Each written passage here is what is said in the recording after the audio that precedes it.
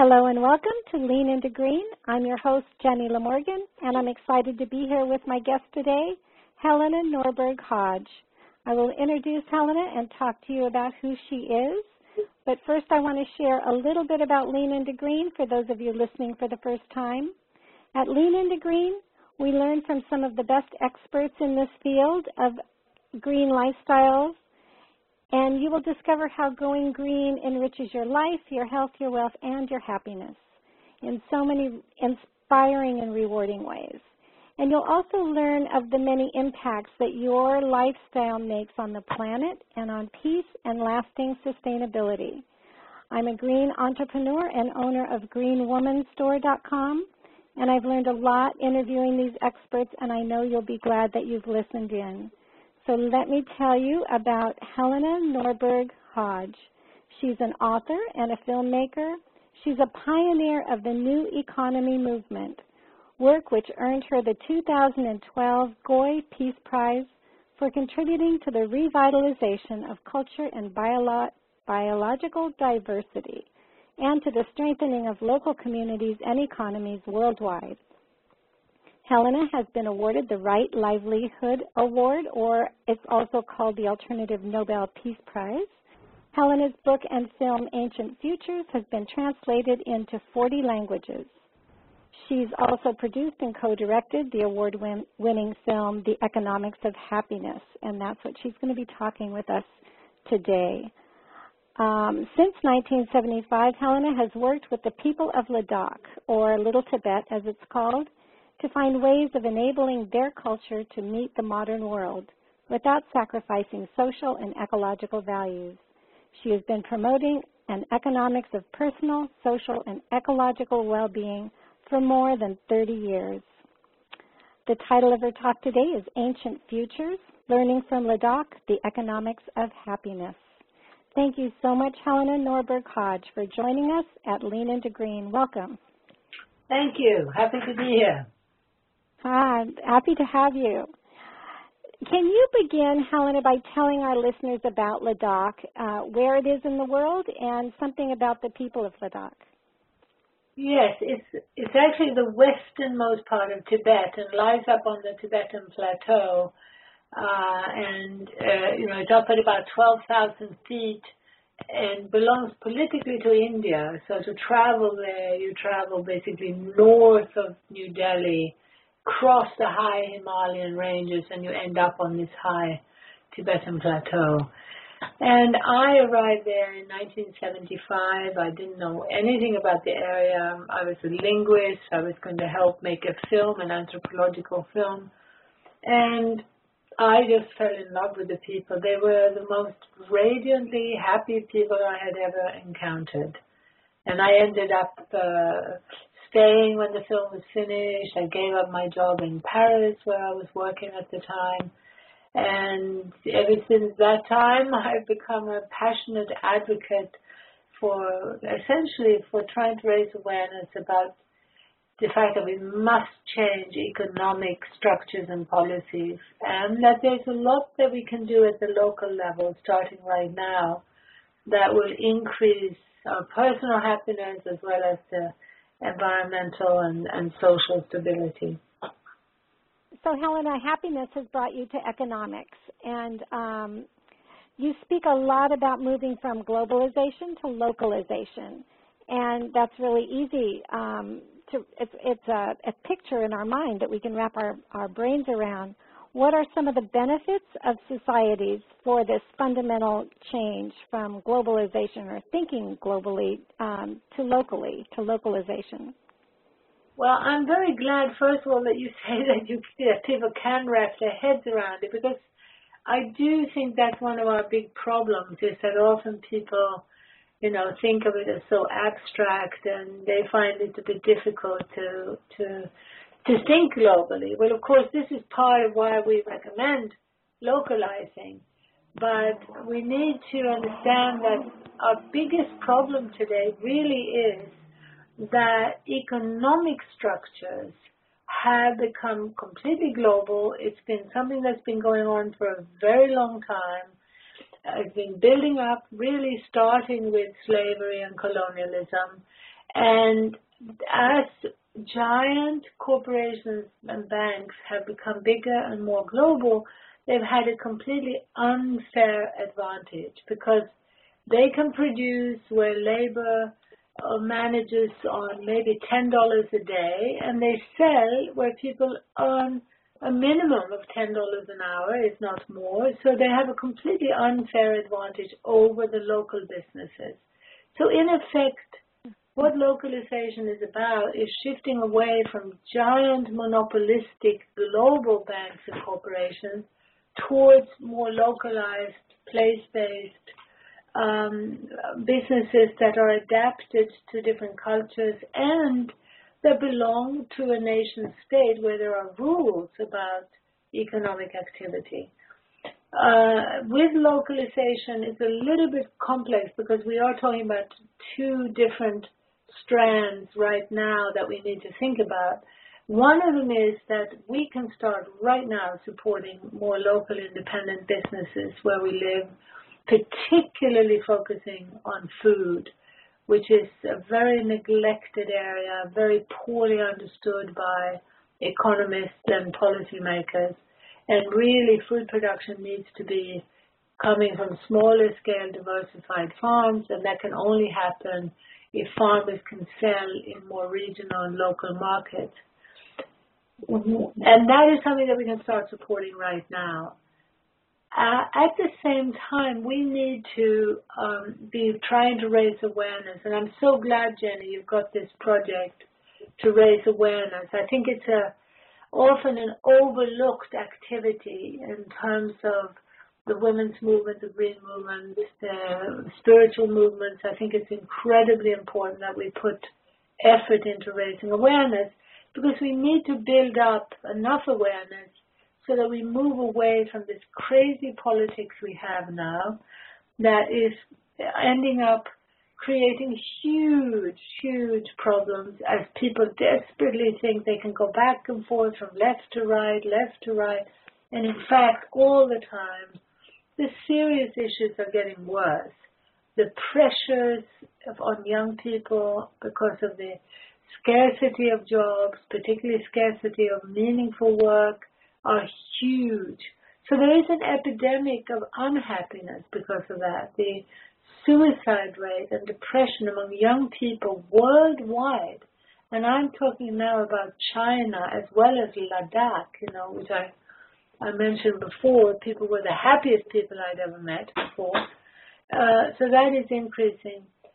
And what we can see, and I know this was your original question, was what are the benefits of localization? Well, we can see that where people start reconnecting at the local level, and particularly rebuilding those structures where we become more dependent on institutions that have a human face, where we're dealing with people, real people, we know something perhaps about the farm where our food is coming from. That rebuilding of human scale interdependence is bringing with it huge benefits to happiness. Now, in extreme cases, I've seen this with prisoners who were hardened and had their whole lives, had nothing but really, problems. I've seen it with juvenile delinquents, with torture victims, with people suffering from depression, bulimia, serious psychological disorders, that when you rebuild community with others, so you share your problems, and together you reconnect to nature, that you can see literally within, sometimes like with juvenile delinquents, there are projects where within 5 weeks they become different human beings. So I'm talking here about a localization that is answering our fundamental, deep, deep need to reconnect to others and to nature. We've evolved in ways where we, for all our time on this planet, except for like the equivalent of a few seconds of our time on this planet, we've evolved in close connection to other people and with animals, with plants, with the water, with the soil. Not just an awareness of the beauty of nature and the joy of nature, but also a practical relationship where we intimately knew our place in a more natural order. So there is a deep longing to reconnect, and localization is what's answering that need. You might think that economics is something that is completely separate from life. Well, that is what has happened because we've had a leadership that has taken us further and further away from nature. Leadership and politics and culture and even the religions have taken us away from nature. And it's interesting that connecting with nature is such a big piece of this, of the happiness piece, but also of the localization piece that you're speaking of. Mm-hmm. That's right. And like you say, I mean, I often like to lay out, in terms of the discussion about how we've become so far removed from what we really want and need, to be healthy and happy. Many people say, some feminists argue that the big shift was away from matriarchal society to patriarchal. And then there are some analysts, who look at how when we went away from hunter-gathering to agriculture, that was like a huge leap in the wrong direction. And there are others who look at the rise of city-states and then with it the major religions, which, if you look at Christianity, you can find within it teachings that are very, very much about our deep connection. I mean, the main message is about the oneness of life.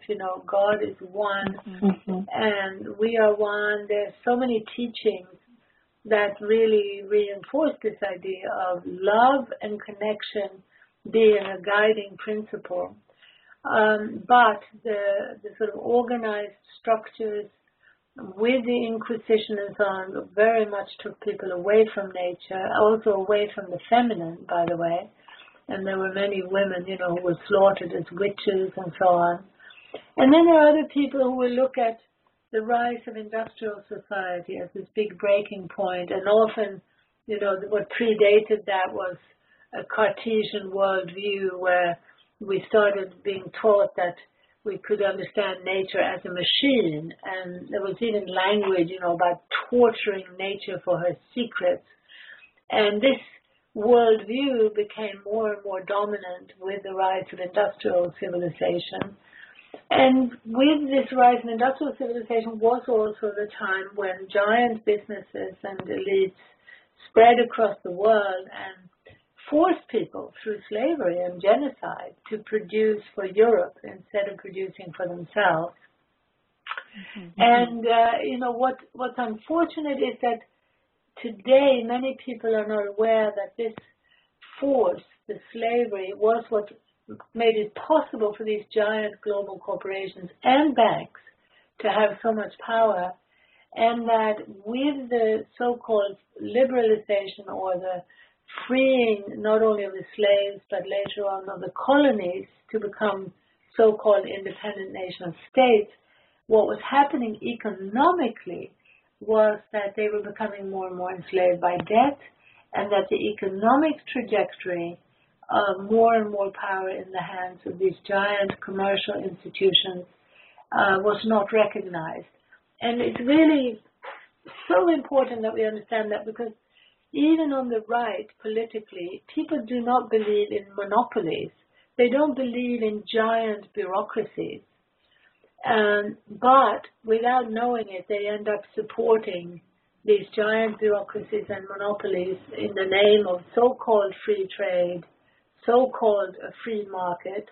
But, we really need to recognize that this free market is one that is, has this history. And more than anything, I think people at the grassroots, if they could understand that even the bureaucracy that is now plaguing them as small entrepreneurs or as independent, business owners or farmers or even as small local governments, they are now so plagued by a raft of bureaucratic regulations and legislation that stifle everything they do. The fear of being sued and the amount of, local government, the amount of wasteful activity that goes into supposedly protecting public health and welfare is actually coming because of the giant corporations behind the scenes. So, this is a very important point. I hope it's not too technical for you, but what I've seen is that a lot of people at the grassroots end up very angry at the Greens or at the lefties, as they call them, because they see them as being the ones who have lobbied for these regulations and have brought in so much red tape. I've even heard people say, it's because they gave far too many rights to the labor unions, and this is why, big business has gone elsewhere. Now, I think this may be one of the most important issues today, because I see a lot of people who, for instance, have joined the Tea Party falling into this trap and believing that if we can just get government out of the way, we can get rid of this green and this left-leaning mentality, then we'll be able to, have a good business and do well economically. And the fact is that everywhere now, from remote Ladakh and the little kingdom of Bhutan, where I also worked for many years, to my native country of Sweden, to Australia, where I'm living now, to the US, which I know well, and most European countries, to Asia, China, worldwide, we really have to recognize that we are ruled, in effect ruled by giant corporations and banks behind the scenes, and that this rule is leading to the most horrendous waste of resources and to the most disheartening, over-specialized, speedy jobs that most of our youth don't want, and most of them can't get anyway, because this whole system is linked to job scarcity and intense competition, while essentially encouraging every business to employ more technology and more energy. This system punishes us when we employ people. So I really think it's very, very important we understand the big system to understand why shifting to more localized business is absolutely vital for our happiness. Does that all make sense? I hope I'm not being too long-winded. No, it makes sense. And I think especially, there seems to be a common thread with all of our interviews talking about women's role and how we live in relationship and how we're always yearning and reaching for that relationship and that connection. And you're saying that localization is the answer to our need for connection both to nature and with each other, to be in relationship with our neighbors, with the farmers, with, where we're sourcing our consumer products from. You did. Yeah, sorry. I'm sorry. So I just wanted to say that the common thread is that seems to keep coming out in these interviews is how the way that women want to live and do live, if we're left to our own, is predominating now, and it's what the world needs, and it's the direction we need to go in. Does that seem to be what you're finding? Do women have a particular role in this localization movement in connecting? Something we seem to do very well. Very, very definitely. And it's also so interesting to me that, again and again and again, hundreds of times women have said to me or written to me that your book or your films and, the books, they are expressing things the way I've always felt them, but I couldn't articulate so clearly. And it's very wonderful to get that message. And it's very interesting to me that in the less developed world, particularly in Asia, a lot of the men are also saying it, but it's harder in the West. It's harder in the Western world where, the sort of compartmentalization, the separation has been, there for quite a while. And we have become definitely too dominated by a type of exaggeratedly male way of doing things. I really, as I see it, I don't think it makes men happier either to be so isolated. But again, this isolation and the lack of connection as part of the dominant system, we don't have enough of a discussion about that, because often to see it, you have to experience another culture where things are more connected.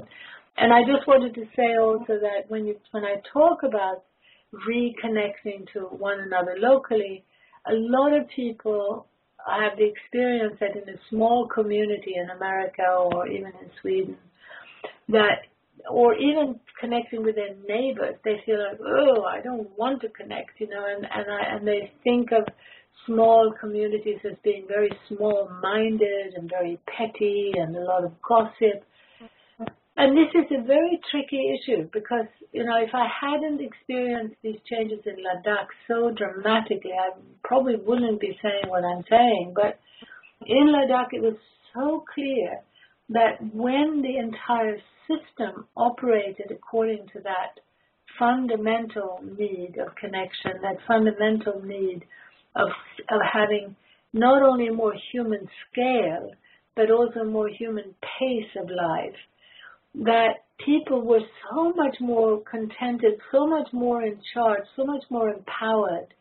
Maybe more than anything, I guess there were two things that I think are key to what I saw traditionally and what I'm seeing now in the new localization movement. And that is, two things. One of them is feeling seen and heard and appreciated by people who know you. Not being famous and being an image on an advert or in a film, which is very alienating because people want to be known and appreciated for who they are. And only people who know you can know who you really are. When they appreciate you because you have a pretty face or a big car or a big salary or a nice PhD, that's not being appreciated for who you are. So there is this longing for connection, is also this longing to be seen and heard and appreciated and loved, basically, which is, of course, what every child needs desperately. In the commercial global system now, those children are being told, if you want the love and respect of your peer group, you've got to have the latest label, running shoes, you've got to have the latest iPad, you've got to have the best, as you get older, a fancy car. This is incredibly alienating because it's being done out of a universal, deep human need to be loved, and what it has been perverted into is a need to consume, and that ends up separating people. It ends up becoming a source of envy, a source of, essentially of envy and competition.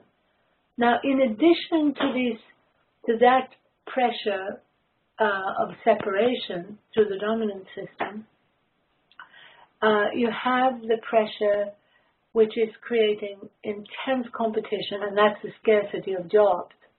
So the scarcity of jobs in the whole system means that people are pitted against each other. So that means that if you go to a rural community today, you're often finding people who've been marginalized, sometimes for generations, because basically all small businesses have been, and particularly farmers have been. Farmers, fishermen, people working in forestry have all been marginalized. So when you're talking about people who have been very marginalized, who have not had the need, for love and appreciation met, you can get a type of small-mindedness and pettiness. And whereas what I found in really traditional structures where people were still empowered, where they had these relationships to each other, but they also had power over their lives, there was no unemployment, you found a completely different psychological foundation. And I'm seeing that being recreated in the localization movement, which is just so wonderful and so inspiring. We're actually able to prove that when someone shops, from small independent businesses, 3 times as many jobs, 3 times as much money stays in the local community.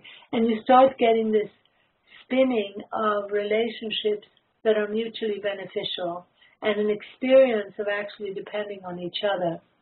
The most beautiful and the most graphic example of the benefits of localization are around local food.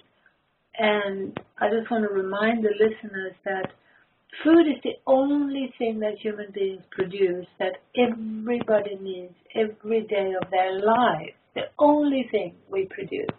And yet that highly important productive activity has been marginalized by our economists and by our policymakers.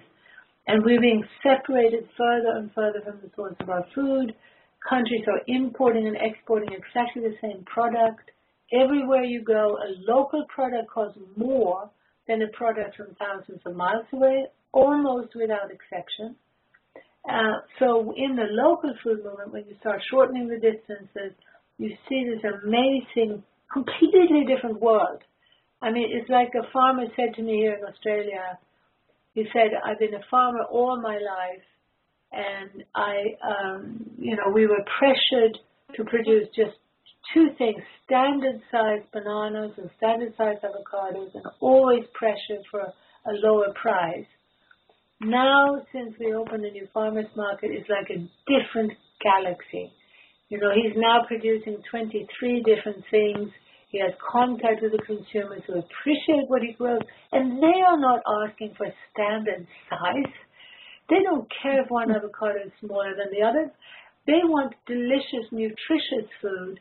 They are not coming there with huge machines that have to wash it, that have to transport it, that have to put it on the supermarket shelf, all the same size, all based on appearance, not on the actual nutrition. So anyway, when you localize, not only do you help farmers hugely, but what also happens is that as they diversify, they can produce vastly more food per unit of land. So it's a very, very important part of the localization movement.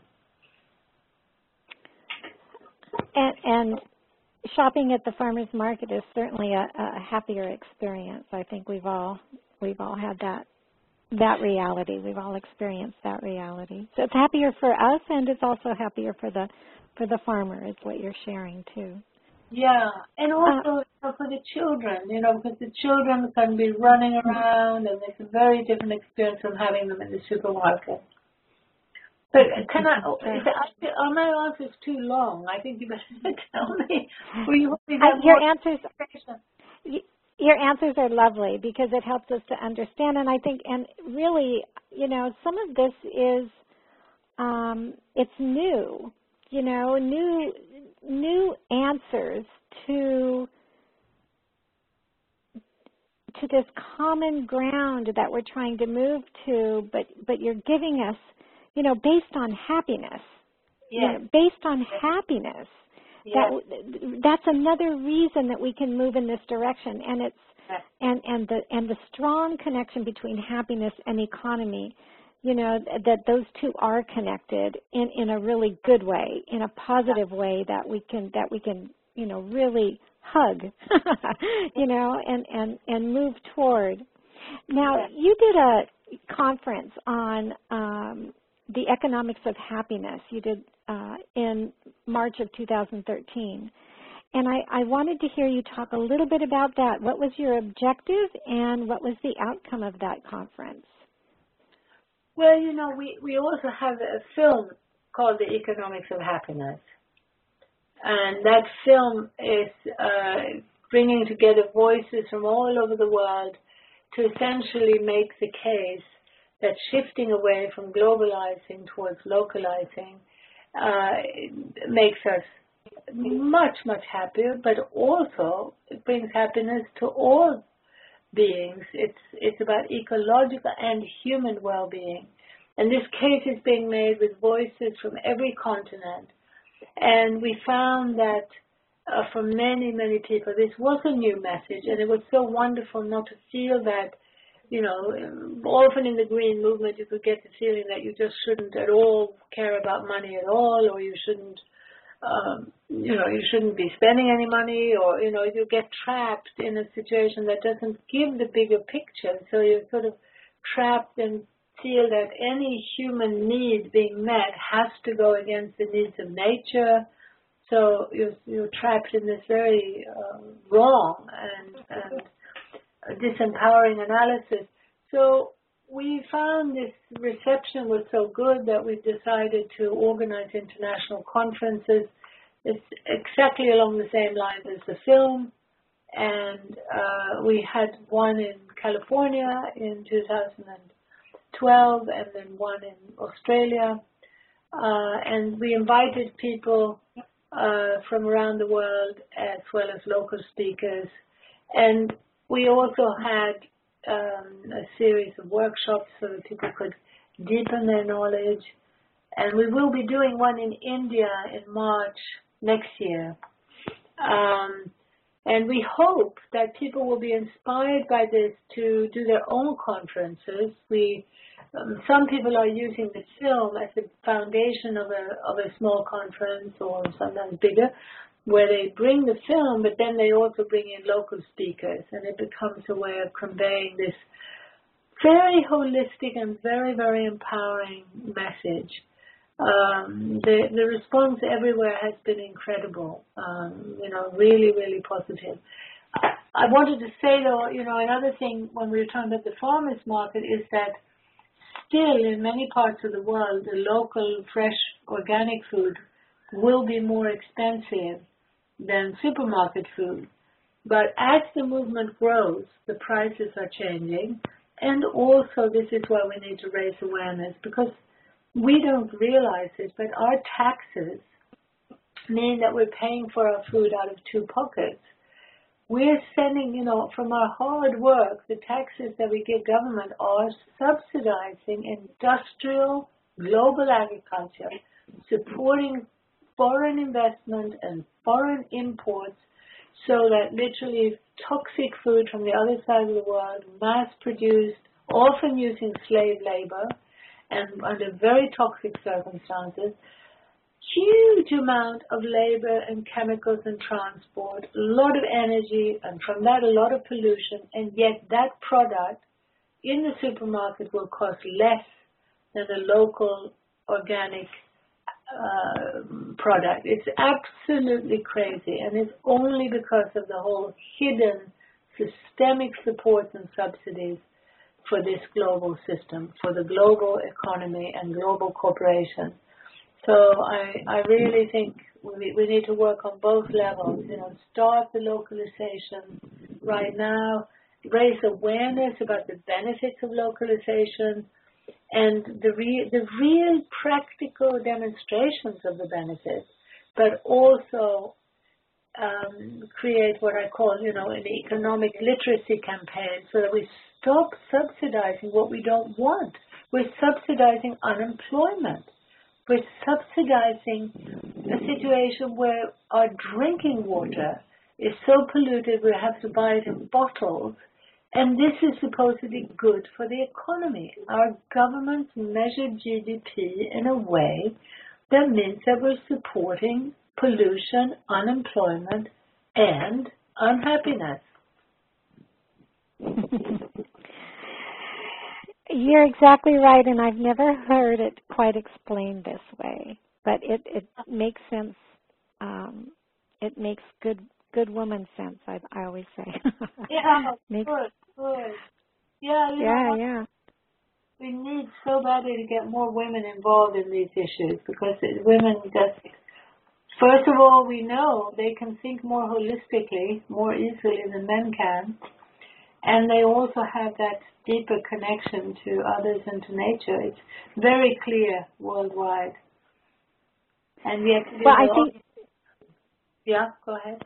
Yeah, no, it was just your point that when we pay for a little bit more for our organic food, of course, we're not getting all the pesticides and that kind of thing, and we're supporting smaller farms. But the fact that the other foods are subsidized by our taxes. I had not put it together like that before. No. So that's a good piece. Thank you very much, Helena. Thank you. You're making it make sense and helping to, it's like the layers of an onion. You're revealing some of these layers and pulling them back so that we can see the truth of the matter. And I appreciate that in your work. Thank you very much. Oh, thank you. I'm glad that you do appreciate it, and I do think it's very important. And I think it's just the reason why in my institute we do this is because we've had this ongoing now for almost 40 years experience of living and working in less industrialized parts of the world, and in the more industrialized, more commercialized. And that is what gives you, you can see the system in that way more clearly. So a lot of our colleagues, our people, Westerners who may have spent a lot of time in Asia, or people from Asia who have lived and worked in the West, and that's where you start basically recognizing just how important it is to look at the economy, the economic system. We have this cloud of political discourse which just doesn't deal with the issues the way they are. And unfortunately, the difference between left and right in terms of the economic analysis have become meaningless. So I think it's really, really important that we see through that. It feels like we live in a system of denial. We deny the realities and just keep moving on. And I think when we live within a system like we do here in the United States, and we get so little news from outside, that it is hard to see the system for what it is. And you have a perspective from going from Ladakh to the U.S., or from Ladakh to Australia, or from Ladakh to a European country, and that's not a perspective that we all get. Of course, there are, there's communities, there's Native American communities that go from the reservation to the cities, and they have, I'm sure, the same perspective that you do. But again, we don't get much news on that perspective. No. Can you tell us about your institute, your International Society for Ecology and Culture, the ISEC? You're based in the United States and the UK, and you have subsidiaries in Germany and Australia. Let's see, and ISEC examines the root causes of our current social and environmental crises while promoting sustainable and equitable patterns of living both in the North and the South. So tell us some of your work at ISEC, and I expect maybe some of this grew out of Ladakh, out of your work in Ladakh? Yeah, it completely grew out of that. It grew out of the lessons I had, in a life-based and more human-based culture there, and then, trying to raise awareness about that in the West. It was so clear that smaller scale works for so much of our activity. For any industrial products that we have, there is a certain efficiency of scale, and so there is a need for certain centralization and larger scale factories for some of the things that we want and probably need. But for the food, the clothing, and the shelter, basic needs, there is just no doubt that decentralizing works so much better, and that was so obvious in Ladakh. And it was so obvious also that along with that came a whole culture where people felt so much more empowered. They knew how to do so many different things. And not only that, they, at that scale, they lived in a way where also, as I said before, everyone was famous in the sense that everyone was seen and recognized and loved by, a larger group of people. And they all sang and made music. They didn't feel they had to be a perfect star, to, good enough to be on television or something to sing. Everybody sang and danced.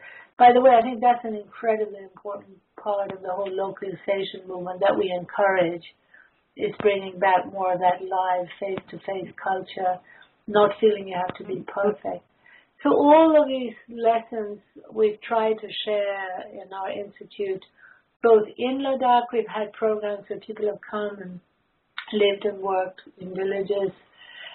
We've had workshops there, but we've also developed something called a study group, a curriculum, a whole range of readings from different voices of people from around the world, from this deeper, more spiritually connected indigenous worldview, looking then at how things changed and how things are now through the localization movement, changing not back, but certainly embodying and mimicking a lot of things that existed in the past when people had a closer relationship with each other in nature. And so we have this whole curriculum that local groups can use. We really encourage people to, one of the first things we encourage is to connect, is to consciously connect to some like-minded people near where you live. Try to meet regularly. Try to do something that you really enjoy, like maybe singing or dancing, maybe meditating, maybe hiking, gardening, growing some of your own food. We really encourage that you do that. It's incredibly important for the times ahead, where we will see more crises and so on, to have that support that is both practical and emotional and intellectual. So you may find that in your family, there may not be that many people who are interested. You may not even find neighbors. You might have to reach out a bit beyond that. But you will find people who share this longing. The longing for connection is really the longing for happiness, for health and happiness. And so that is like the first step. And then we encourage that people might think of doing this study group thing where they have access to these ideas, to reflect on them together. And we encourage that will be linked with a desire to make some changes. Ideally, not just in your own isolated personal life, but connected to others. Ideally thinking of community initiatives that you might take with a group of friends.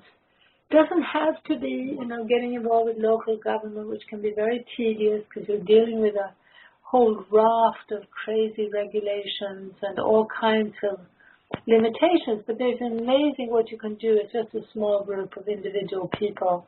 Whether it's starting a farmer's market, whether it's just starting an awareness campaign, whether it's helping to support the local business alliance, starting to look at local financing for localization, edible schoolyards, there's so many initiatives that are very inspiring, but also so much more important than people realize. So in our institute, we provide those materials, and like I said, the films we've made, and the books we've written too, can be very useful tools in that. So mainly our work now is reaching out with this perspective and some tools that people can use in their local areas. And I'm very happy recently I've been doing fair amount in China and other parts of India. There's a real hunger for this in places like China and India that are just being ravaged by so-called growth, which is this mass urbanization, destruction of self-respect. And so our work there and our message is being appreciated by a lot of people.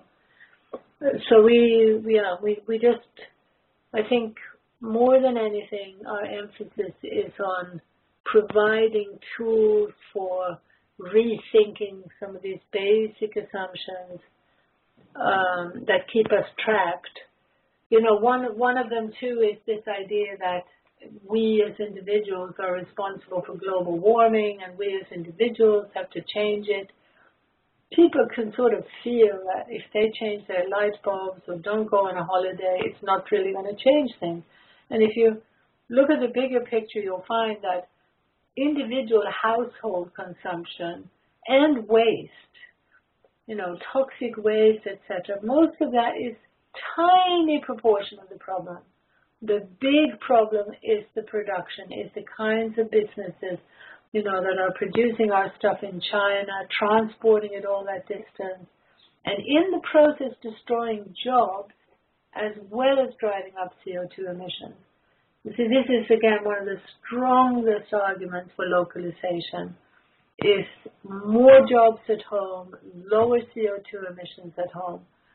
It's wonderful to know that there is a real win-win scenario that is really meaningful. But, so the big really emphasis for all of us needs to be to get the message out. Of all the benefits for localization. Yes, exactly. Yes. And because they include also, sometimes a lot of the organic movement and the green movement has been saying to people, you should be happy to pay more for your food because you're supporting healthy landscape and healthy soils and water. But we need to add to that yes, please do what you can, and maybe you will have to pay a little bit more now. In the farmers' markets often, when things are in season, you don't have to pay more often. But anyway, right now it's generally a bit more expensive than in the supermarket. But please help us get an information campaign that makes it clear that if we shifted subsidies in a meaningful way, that meaningful way means understanding the bigger picture and understanding that the free trade treaties, that this whole globalization path is what's making our own workers, our own jobs, our own everything, destroyed in the name of free trade. So if we can get that message out that we need to really build up an interlinked movement for changes to the economy. And what we need to change is not that complicated. It really wouldn't be that difficult practically. Because what it's about is what is taxed, what is then subsidized with those taxes, and what is regulated and what is being deregulated. And when you start looking at that, you'll see that all the global activities are being deregulated, freed of any bureaucracy, or that's what the free trade is all about. They can move around freely. And at the same time, the local people are being over-regulated. And the global are being subsidized, and the taxes are being paid by the local ones. The global players know how to evade taxation. So it's really not very complicated, and I think we could win a huge number of people over to realizing that we need to shift the direction. Just how localized and, to what extent and how will depend on different regions and different peoples.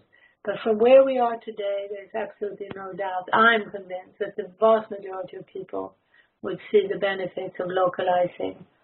And that's what we can encourage and get the word out about. Well, you've given us a wonderful economics lesson today. Thank you very much. I hope it's not too heavy. No, it's actually very clear, and it lightens the load. I feel lighter for being able to understand it with such clarity. Thank you. I'm so glad. Thank you for your clarity. Are there any other thoughts? We're at the end of our interview. Are there any other thoughts you'd like to leave us with today in regards to happiness? Yes, I would. I think that if that's number one, it's so important that you listen to your own heart in terms of what makes you happy. It's really a good idea, I think, for everyone to just maybe make little notes about what is it, when you think back, what have been your happiest moments, what have been your peak experiences, and start trying to encourage your children also to really feel that. Because I think that maybe one way of getting them off their internet addictions and their mobile phone addictions, but it's crucial that we start realizing that, first of all, those intellectuals who want to tell us, well, happiness, why talk about it? You can't measure it, so how can anyone talk about it? Well, I maintain that everybody knows the difference between when they feel really sad and when they feel happy. So no one is going to tell me that it's not important or that it's not real, because it can't be so easily measured. And almost all the studies and all the things that I know of, really, as I said, even from things like Alcoholics Anonymous. When you look at why Alcoholics Anonymous is successful, it's because of the community sharing and the emphasis on a spiritual truth beyond, their limited, isolated self.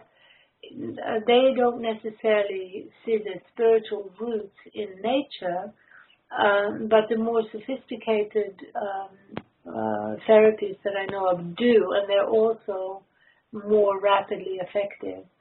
So I think, do think about your own happiness and the happiness of your children. Spend more time reflecting on that, and maybe I could also just quickly say that my lessons from Ladak include, I have sort of many years of having studied people who were among the happiest people I had ever encountered.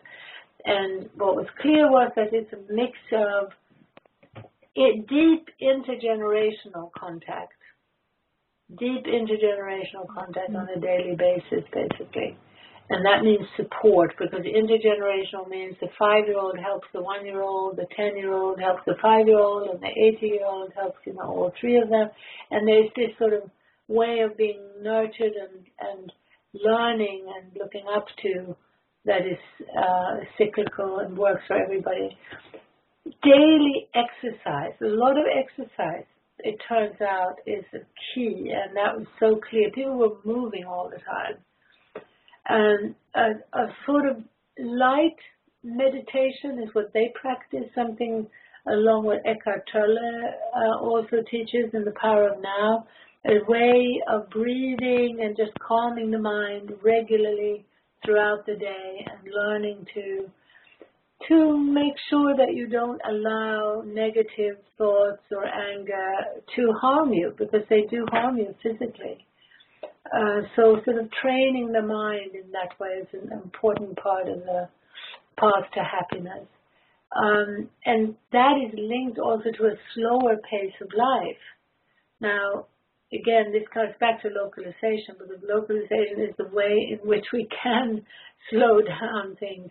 And by the way, just a quick statistic there, I don't know if you've seen the studies that show that when people shop at farmers markets, they have 10 times more conversations with other people than they do in the supermarket, where they're just rushing in and out.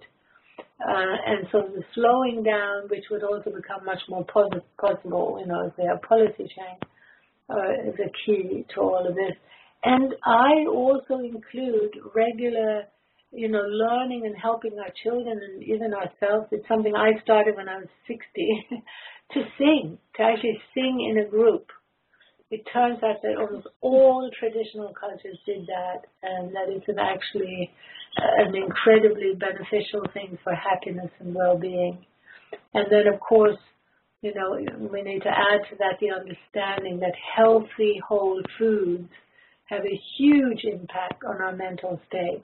Again, something that's possible through the localization movement, fresh, local, healthy food.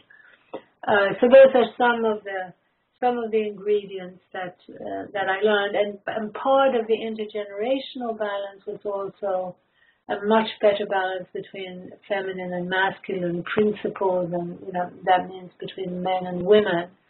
In those close intergenerational relationships, men starting at the age of 5 and going up to 85 had far more contact with young children and helped to nurture children. By the way, this is something that has also been thought, could affect their actual hormone balance, being involved in the nurturing and caring for children. I guess I've said before, the close daily contact with nature, with animals, with the plants, with the cycles of life around us. So those are some of the key steps to happiness that I learned from ancient cultures and that I'm seeing now replicated in the new localization movement. Thank you very much. Thank you for your deep teachings in economics and your deep teachings in happiness.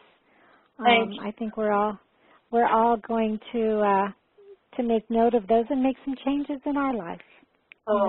And it would be good, Jenny, later on if you can mention our website, the Economics of Happiness website and the Local Futures website. No, I have those right here. We have some links to the Economics of Happiness. It's theeconomicsofhappiness.org. And we have a link for the Economics of Happiness DVD, and your book is probably on there too. It's your online shop. And we have a link for folks to get involved in building the new economy. And we have a link to your blog where there's many wonderful videos. So is there another one that you wanted to add, Helena? That's fine. That's lovely. Thank you so much. Okay. All right. Thank you for sharing. Thank you for sharing with us. Here at Lean Into Green, I think we're all strengthened by the good news that you've brought. Thank you. Thank you. Yeah. You've given us some new tools that we didn't have before. So tools of understanding. Yes, and I mean, I don't know if you can include this now or, if you edit, if you have time, but I think it would have been worth my, stressing that the whole localization movement has been growing by leaps and bounds. I mean, the growth is phenomenal, particularly in the local food movement. And it's so inspiring for me. It's so inspiring to realize how much it's grown. And it's now worldwide. It's, it's just sort of starting in places like China. But we have to remember that in places like China and India, to make the shift towards localization will be much easier than it is for us because they haven't gone as far down the global path. But also, what's so inspiring about it in all around the world is that it's happened without any help from the media or from government or funding. I mean, it's been really people power from the bottom up. And I find that incredibly inspiring to realize that there is this amazing perseverance and wisdom and that this movement has been able to grow without help. Now it's beginning to become so big that it's not being ignored by the powers that be. So it's also gaining momentum because of that. So there is a lot to feel hopeful about. I think it's coming from the earth up. Yes, that's right. It's what the earth needs, and she's speaking through all of us. Yes, I think it's what the earth needs, and we are of the earth. We are earthlings, as my friend Thomas Berry said. We are earthlings, so it's speaking through the earth and through us. I think we have a little light there that hasn't forgotten that we are of the earth, and so we're finding our way back. That's right, and it's good to hear that it's happening worldwide, because we see it happening here with the fall of the economy. Folks are having growing vegetable gardens in their front yard. They're having chickens in the backyard. The economic downturn is making it a necessity. So I think we are becoming more dependent on each other, and it's a beautiful thing. And I think you're right that we have moved farther away from local communities. We've moved farther away from it here in the West, and it's going to take us a little longer to get back. But I do see us moving back in that direction. So, all right. Well, thank you for your work, and we'll all check out your websites. And all right. Well, thank you, Helena Thank you, Helena Norberg-Hodge, for being with us. and for taking time out of your day. I know you're calling from Australia. So going green is a journey. It's a personal journey, and it's a collective one. And you may want to invite your family and friends to listen in as well. Our experts provide a wealth of information as well as tips and tools for going green and living sustainably. I hope you will take time in your day to make leaning into green a priority in your life. And I hope that we've inspired you today to go green in many new and rewarding ways. Keep listening as we all lean into green a little deeper on our collective quest toward sustainability. Thank you, Helena, once more. Thank you for being with us. Thank you for the wonderful work you're doing. All Bye-bye. right, thank you. Bye-bye.